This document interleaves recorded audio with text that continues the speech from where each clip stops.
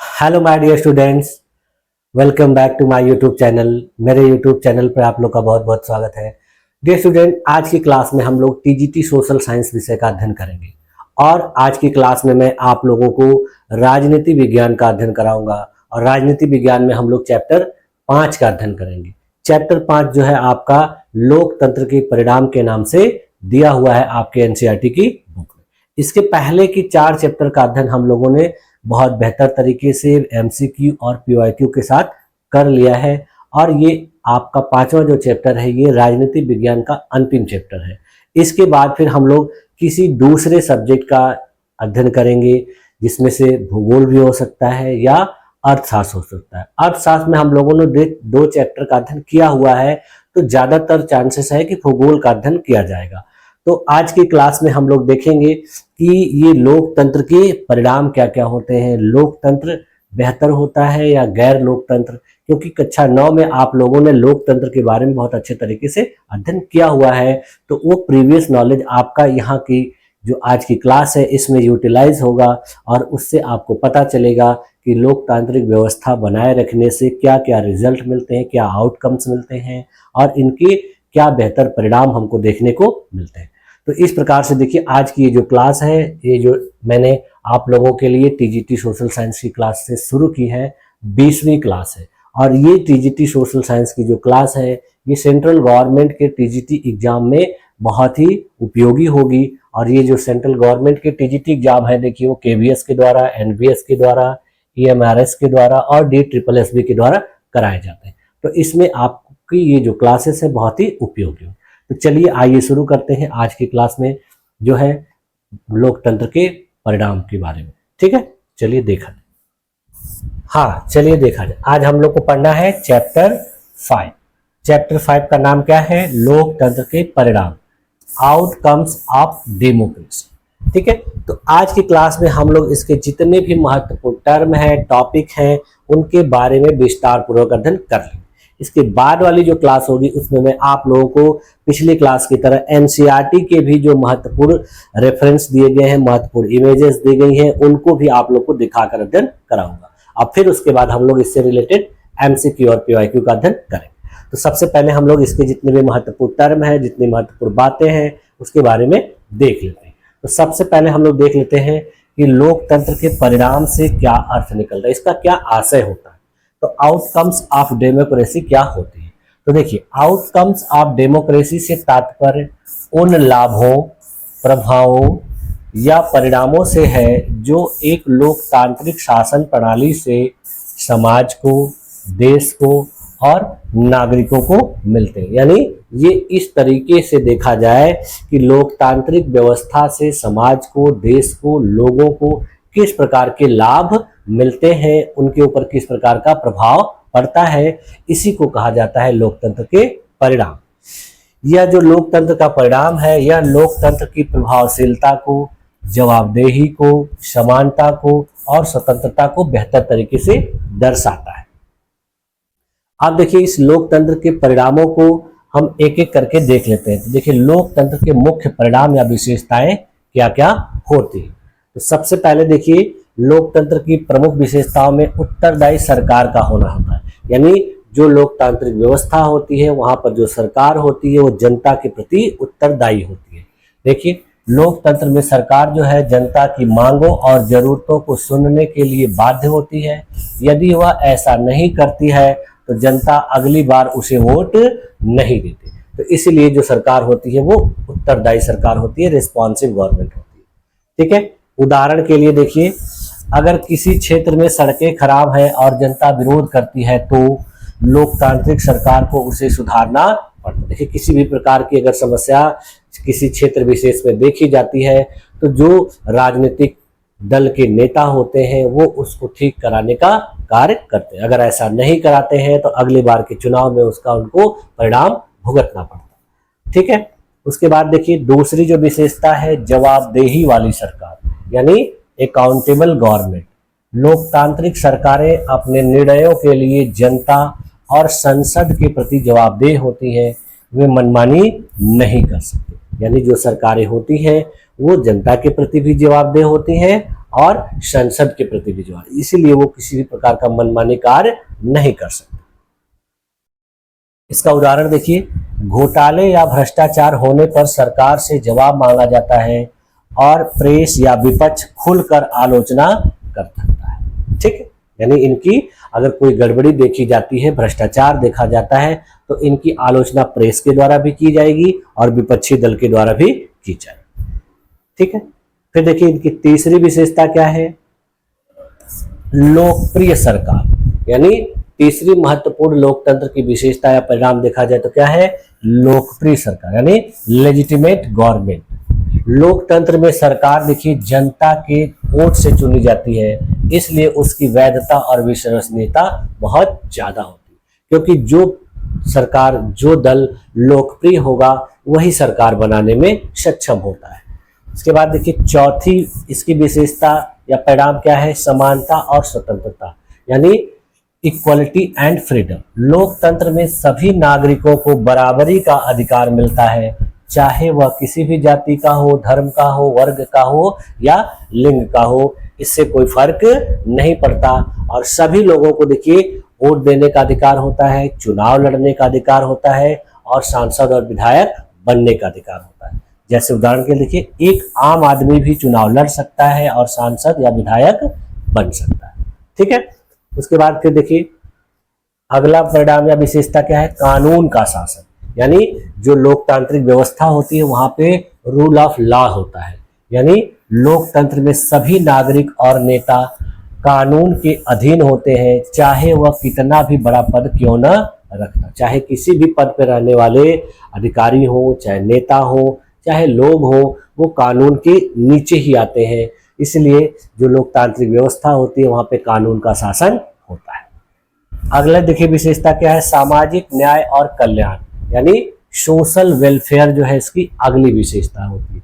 लोकतांत्रिक व्यवस्था में सरकारें जनता की भलाई के लिए कार्य करती हैं, जैसे शिक्षा, स्वास्थ्य, रोजगार और सामाजिक सुरक्षा योजनाएं लागू की जाती हैं, जिससे देश के नागरिकों को फायदा होता है।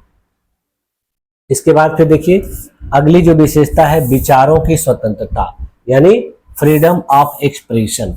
लोग सरकार की आलोचना कर सकते हैं, अपने विचार स्वतंत्र रूप से रख सकते हैं और मीडिया को भी खुला वातावरण मिलता है, जिससे अगर गलत काम किया जाता है तो उसकी आलोचना की जाती है। ठीक है, अब देखिए इनके उदाहरणों को देख लेते हैं। जैसे देखिए भारत में जनता सरकार से सवाल पूछती है, चुनावों में नेताओं को बदल देती है, आरटीआई जैसे कानूनों से जवाबदेही सुनिश्चित करती है।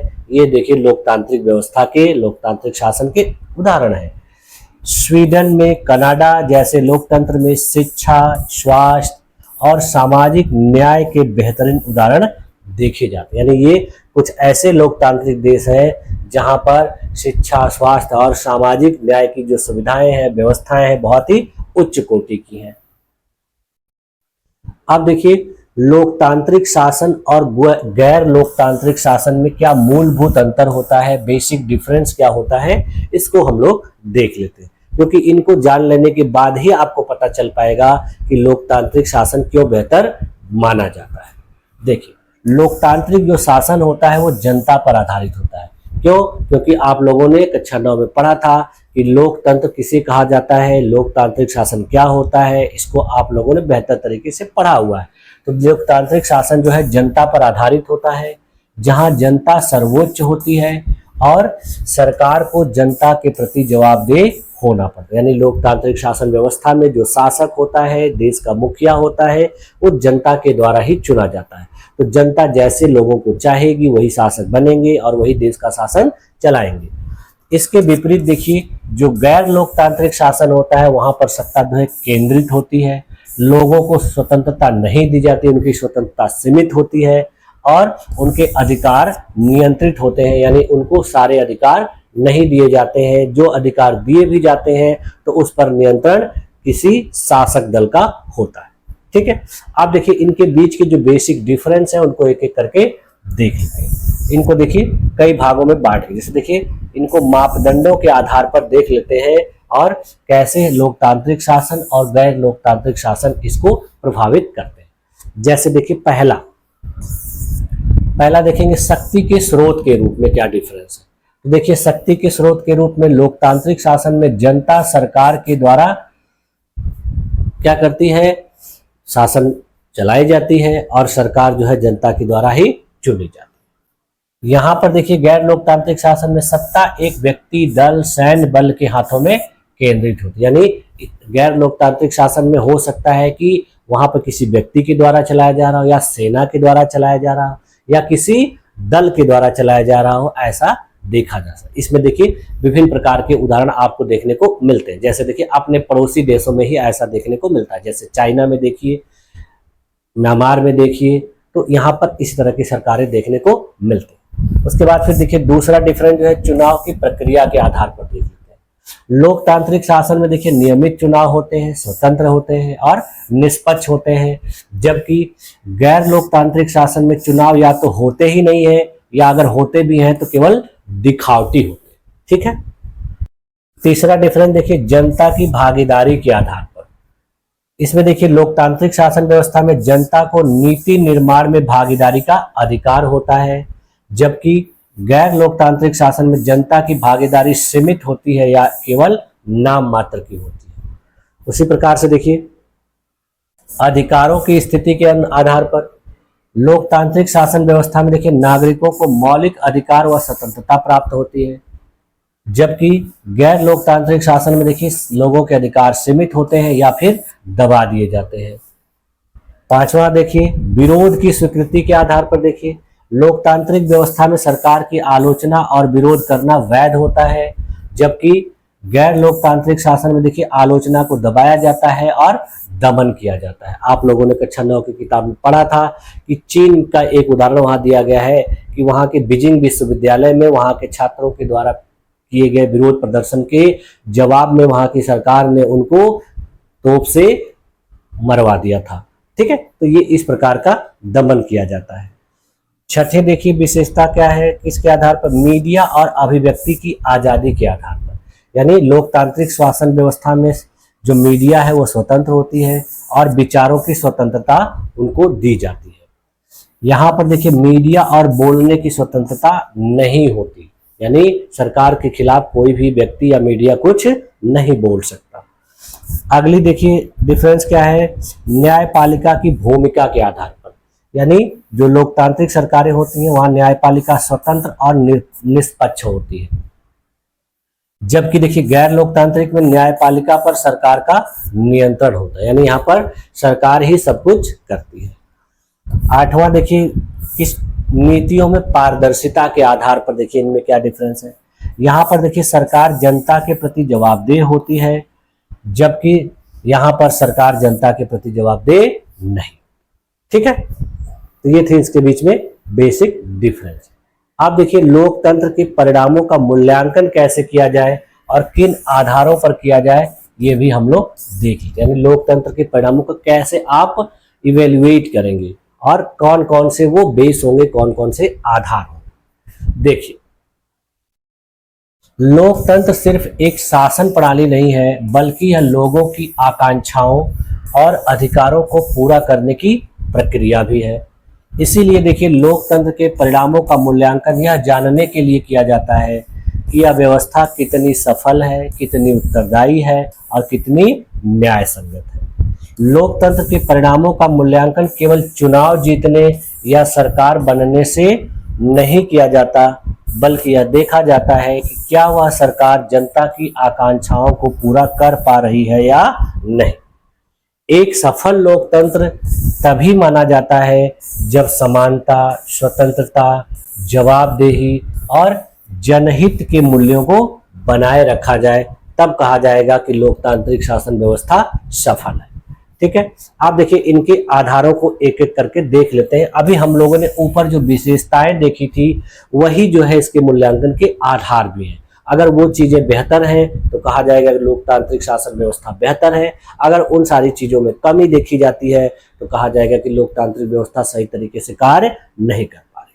तो देखिए पहला आधार है उत्तरदायित्व, यानी रेस्पॉन्सिवनेस। लोकतांत्रिक सरकार कितनी जनता की समस्याओं को सुनती है और समाधान देती है, यह महत्वपूर्ण आधार है। यानी सबसे पहला महत्वपूर्ण आधार यही देखा जाता है। इसका देखिए उदाहरण के रूप में देख सकते हैं कि क्या सरकार जनहित में निर्णय ले रही है, यानी सरकार जब बन गई है तो जनता के हित में उसके द्वारा निर्णय लिया जा रहा है कि नहीं। दूसरी चीज, क्या जनता की शिकायतों पर कार्रवाई होती है कि नहीं। अगर जनता किसी चीज की शिकायत कर रही है, उसको कोई समस्या हो रही है, तो उस पर सरकार कोई कार्य कर रही है कि नहीं, एक्शन ले रही है कि नहीं। तो यानी उत्तरदायित्व होना चाहिए।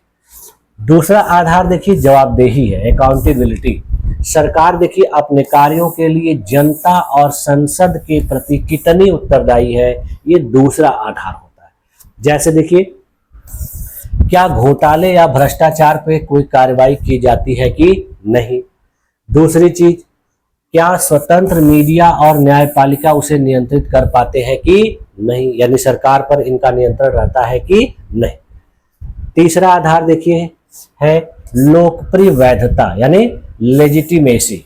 क्या सरकार जनता के द्वारा निष्पक्ष रूप से चुनी गई है या किसी तरह का गड़बड़ी किया गया है, ऐसा देखा जाता। अगर निष्पक्ष रूप से चुनी गएगी तो कहा जाएगा कि जो सरकार है वो जनता में लोकप्रिय लोगों को चुन के लाया गया है, उन्हीं को सरकार बनाने का अवसर दिया गया है। जैसे देखिए क्या चुनाव निष्पक्ष और स्वतंत्र रूप से हुए हैं, क्या जनता को मतदान का अधिकार दिया गया है, क्या किसी के साथ ज्यादती नहीं की गई है।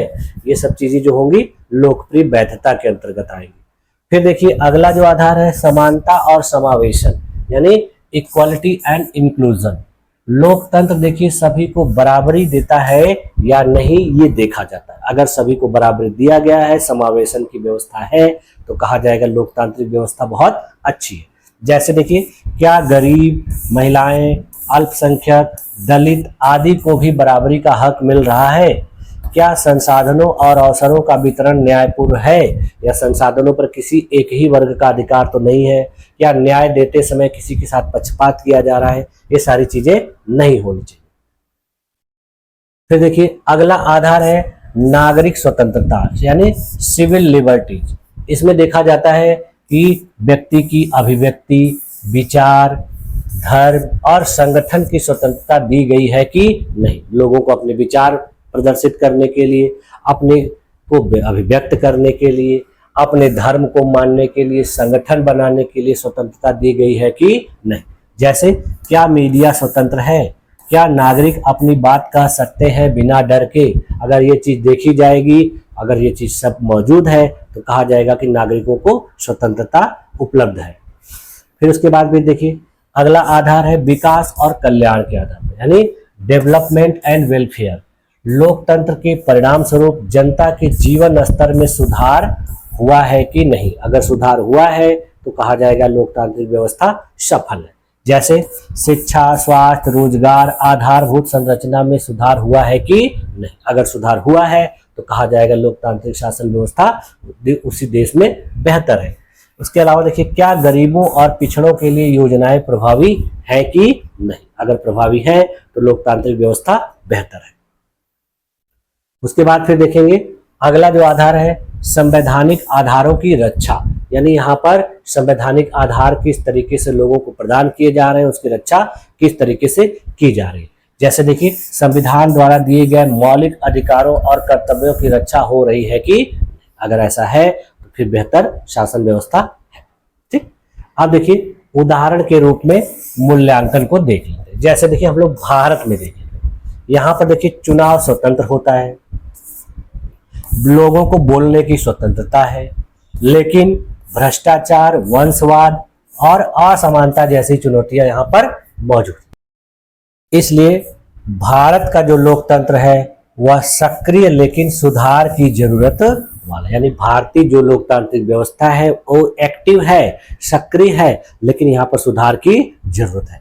कुछ मामलों में यहाँ पर बेहतर देखा जाता है, लेकिन कुछ मामलों में यहाँ पर अभी भी कमी देखी जाती है। इसलिए कहा जा रहा है कि यहाँ का लोकतांत्रिक व्यवस्था जो है सक्रिय है, एक्टिव है, लेकिन इसमें अभी सुधार की जरूरत है, पूरी तरह से बेहतर नहीं है। ठीक है, अब देखिए भारतीय लोकतंत्र की प्रमुख विशेषताएं क्या हैं, ये देख लेते हैं। यानी major feature of Indian democracy, वो तो हम लोगों ने देखा संपूर्ण रूप से लोकतंत्र की विशेषताएं और उनके महत्वपूर्ण मापक के आधार। अब भारतीय लोकतंत्र की प्रमुख विशेषताएं देखो। तो देखिए, भारत दुनिया का सबसे बड़ा लोकतांत्रिक देश है, क्योंकि दुनिया में सबसे ज्यादा जनसंख्या भारत की है और यहाँ की शासन व्यवस्था कैसी है, लोकतांत्रिक है, इसलिए भारत दुनिया का सबसे बड़ा लोकतांत्रिक देश हो जाता है। यहाँ लोकतंत्र सिर्फ एक शासन प्रणाली नहीं है, बल्कि संविधान द्वारा निर्देशित एक जीवन शैली है जो जनता की भागीदारी, अधिकारों की सुरक्षा और समावेशिता पर आधारित है। भारतीय लोकतंत्र की प्रमुख विशेषताएं देखिए निम्नलिखित हैं, इनको इस तरीके से देखा जाता है। पहला देखिए क्या है, प्रतिनिधिक लोकतंत्र, यानी भारतीय लोकतंत्र कैसा लोकतंत्र है, रिप्रेजेंटेटिव डेमोक्रेसी है। भारत में जनता अपने प्रतिनिधियों को चुनकर सरकार बनाती है, यानी जनता उन्हीं लोगों को चुनती है जो उसकी नजर में लोकप्रिय होते हैं और फिर वही लोग सरकार बनाते हैं। ये प्रतिनिधि संसद और विधानसभा में जनता की ओर से कार्य करते हैं। जैसे उदाहरण के लिए देखिए, लोकसभा और राज्य विधानसभाओं के लिए चुने गए प्रतिनिधि। ठीक है, फिर देखिए दूसरी विशेषता क्या है, भारत का लिखित संविधान पर आधारित शासन, यानी यहाँ पर जो शासन चलाया जाता है वो लिखित संविधान के आधार पर चलाया जाता है।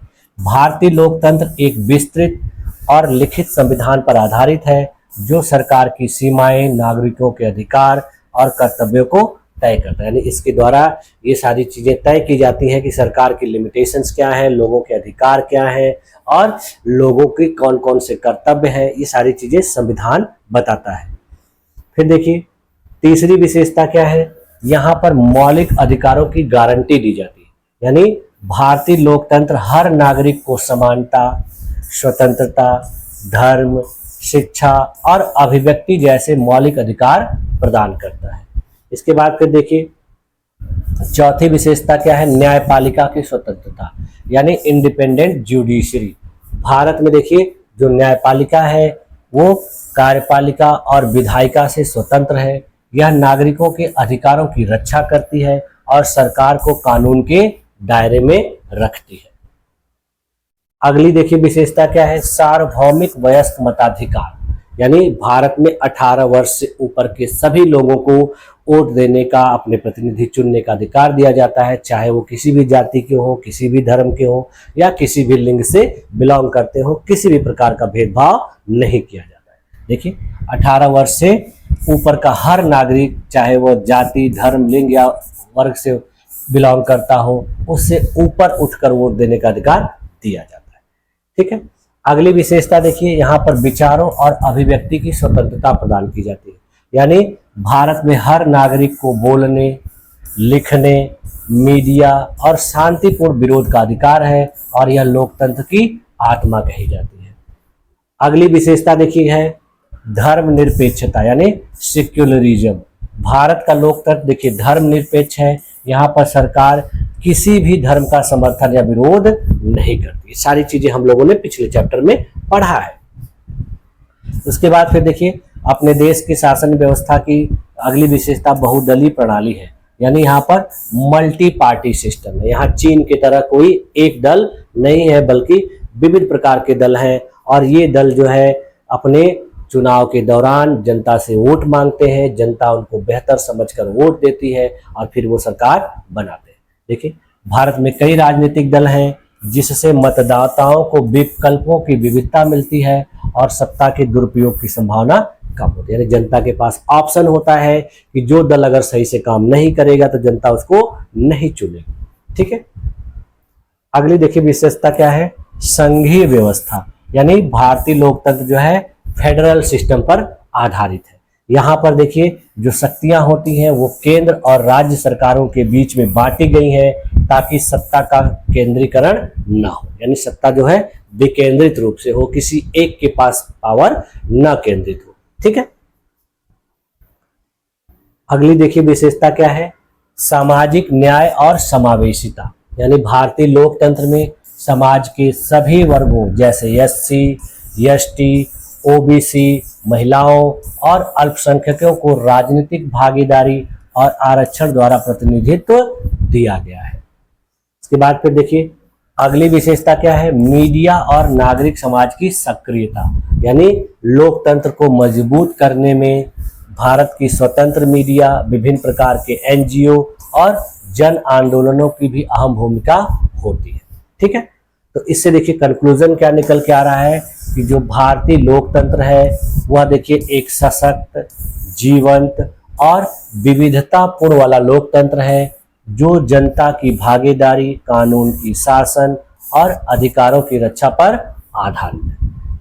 इसमें देखिए चुनौतियां भी हैं, लेकिन फिर भी इसकी बुनियाद बहुत ही मजबूत और स्थिर है। जो भी चुनौतियां हैं उन चुनौतियों को दूर करने का प्रयास किया जा रहा है और अगर उनको पूरी तरह से कर लिया जाए तो भारतीय लोकतंत्र दुनिया का सबसे बेहतर लोकतंत्र बन जाएगा। ठीक है, आप देखिए इस चैप्टर से संबंधित कुछ महत्वपूर्ण शब्दावलियां जो है आपकी किताब में दी गई हैं, तो उन शब्दावलियों को भी एक एक करके देख लेते हैं। अभी देखिए हम लोग बहुत देर से हम लोगों ने लोकतंत्र के बारे में बात किया, तो लोकतंत्र के बारे में कक्षा 9 में आप लोगों ने पढ़ा था। उसमें देखिए बताया गया था कि लोकतंत्र एक ऐसी शासन व्यवस्था होती है जिसमें जनता अपने प्रतिनिधियों का चुनाव करती है और ये प्रतिनिधि जनता के हितों को ध्यान में रखकर कानून बनाते हैं तथा जनता की इच्छा तक अपने पद पर रहते हैं। ये जो टर्म था वो लोकतंत्र से रिलेटेड था। उसके बाद फिर देखिए दूसरा टर्म क्या है? वैध शासन। यानी वैध शासन का मतलब क्या होता है कि वह शासन व्यवस्था जो कुछ नियमों और कानूनों के आधार पर काम करती है, तो उसको कहा जाता है वैध शासन, वैलिड। अगले टर्म है तानाशाही। देखिए तानाशाही क्या होता है? यह एक ऐसी शासन व्यवस्था होती है जिसमें एक व्यक्ति या एक दल का शासन होता है और उसी का आदेश जो है कानून माना जाता है। लोगों को अपने विचार व्यक्त करने, अपने प्रतिनिधि चुनने का अधिकार नहीं होता है, तो यह व्यवस्था तानाशाही के रूप में जानी जाती है और तानाशाही कहलाती है। ठीक है, फिर देखिए अगला टर्म जो है राजनीतिक समानता। ये क्या होती है? लोकतंत्र में सभी व्यक्ति समान रूप से प्रतिनिधियों का चुनाव करते हैं तथा सभी को राजनीतिक क्षेत्र में परस्पर बराबर का दर्जा मिलता है, तो इसीलिए इसको राजनीतिक समानता कहते हैं। ठीक है, फिर देखिए आर्थिक समानता। जब किसी देश में होने वाली आय का वितरण इस प्रकार से हो कि सभी को उसका बराबर लाभ मिले और सभी लोग बेहतर जीवन गुजार सकें, इस स्थिति को आर्थिक समानता कही जाती है। ठीक है, अब देखिए अगला है आर्थिक असमानता। जब किसी देश की कुल आय का अधिकांश भाग मुट्ठी भर लोगों के पास हो तथा समाज के अन्य लोग जीवन बसर करने के लिए काफी कम साधन प्राप्त कर सके तथा उनकी आमदनी भी कम हो, तो यह स्थिति आर्थिक असमानता को दर्शाती है। तो भारत में देखिए ये जो सिचुएशन है ये देखी जाती है। यहाँ पर देखिए जो संसाधन है, जो आय है, वो कुछ ही लोगों के पास जो है सीमित है, बाकी लोग अभी उनसे अछूते हैं। तो ये असमानता अपने देश में देखी जाती है। ठीक है, तो इस प्रकार से देखिए इस चैप्टर की जितने भी महत्वपूर्ण बातें थे, जितने भी महत्वपूर्ण टर्म थे, हम लोगों ने उनका विस्तार पूर्वक अध्ययन किया और मुझे उम्मीद है कि आप लोगों को सारी चीजें अच्छे तरीके से समझ में आई होगी। आप लोग इन सब चीजों का देखिए नोट्स बनाते हुए चलिएगा, जिससे आपको बाद में रिवीजन करने में बहुत आसानी होगी।